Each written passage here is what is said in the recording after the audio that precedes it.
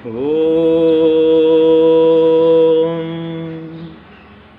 अन्यदेवाहुः सम्भवादन्यदाहुरसम्भवात् इति शुश्रुमधीराणां ये नस्तद्विचचक्षिरे।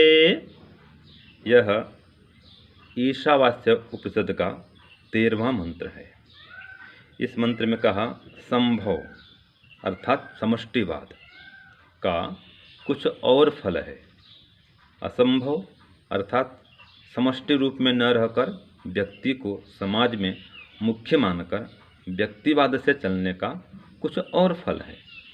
धीर लोगों ने इन दोनों की जो व्याख्या की है उससे ऐसा ही सुनते आए हैं।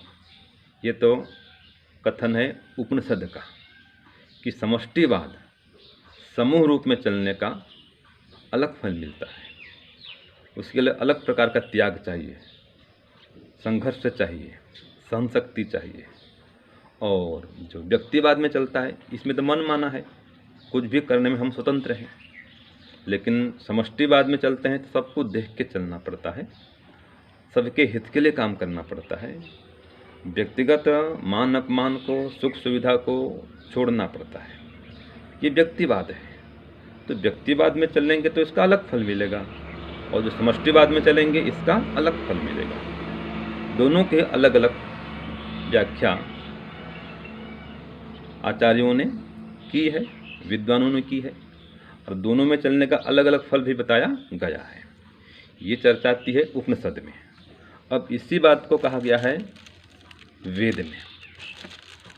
तो जो वेद है महर्षि स्वामी दयानंद का, ये यजुर्वेद में आता है। ये जो मंत्र है 10वां मंत्र है,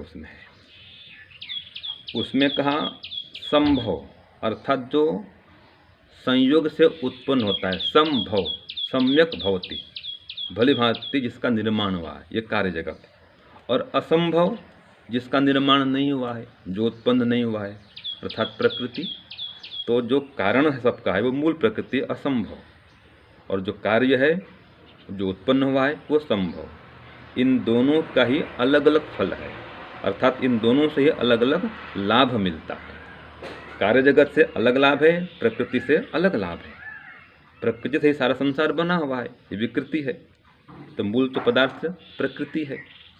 तो जो कार्य जगत है उससे शरीर की रक्षा होती है, जीवन की रक्षा होती है। ये रोग मिटते हैं, दवाई है, औषधि है, ये सब कार्य जगत। पेड़ पौधे जो भी हम देख रहे हैं, मनुष्य आदि, इन सब से लाभ लेते हैं। ये तो कार्य जगत है। और कारण जगत क्या है? प्रकृति। तो उसके स्वरूप को समझेंगे कि प्रकृति नित्य है, अनादि से अनंत काल तक रहने वाली प्रकृति है। तो इसके स्वरूप को समझेंगे तो सांसारिक वस्तुओं के टूटने फूटने की भी चिंता फिर नहीं रहेगी, इनमें आसक्ति भी नहीं रहेगी, किसी व्यक्ति में आसक्ति नहीं रहेगी, माया मोह से युक्त नहीं होंगे, स्वस्वामी संबंध से युक्त नहीं होंगे।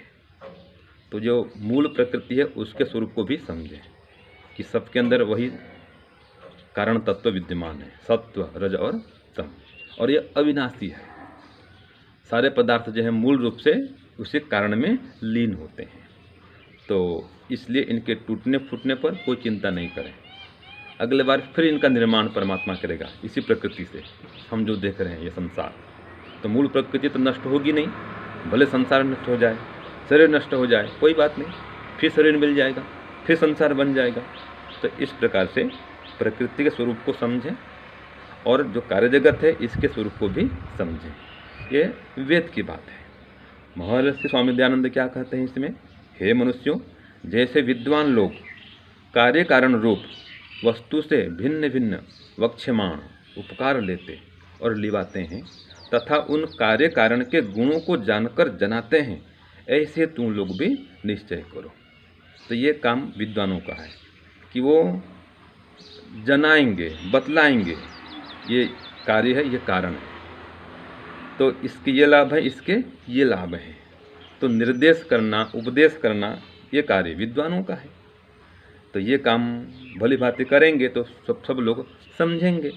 तो महर्षि स्वामी दयानंद भी यही कहते हैं कि इति शुश्रुमधीराणाम, हम विद्वानों से ये सुनते हैं, तो उनका काम उपदेश करना और समझाना।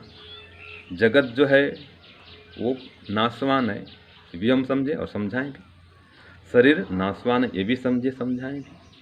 और जो प्रकृति है वो अविनाशी है, वो नित्य है। तो ये वेद की बात भी और उपनिषद की बात भी कि समष्टिवाद और व्यक्तिवाद, उसको भी समझें। तो समष्टिवाद में चलेंगे तो बहुत त्याग चाहिए, सब मान अपमान हानि लाभ सबको सहन करना पड़ता है, ये तब है, ये समष्टिवाद है, ये तपस्या है। व्यक्तिवाद में कुछ भी नहीं है, कुछ भी करें, कोई कहने वाला नहीं, सुनने वाला नहीं, अपने जीवन को अपने आप चलाएंगे, ये व्यक्तिवाद है। तो व्यक्तिवाद का अलग लाभ अलग फल, समष्टिवाद का अलग लाभ अलग फल। समष्टिवाद में त्याग है, व्यक्तिवाद में स्वार्थ है। तो इस प्रकार से ये चर्चा आती है उपनिषद में। तो वेद और उपनिषद दोनों की बातों को हम समझें और इसको जीवन में उतारने का यत्न करें, तो जीवन सफल बनेगा, सुखमय बनेगा। ओम शांति ओम शम।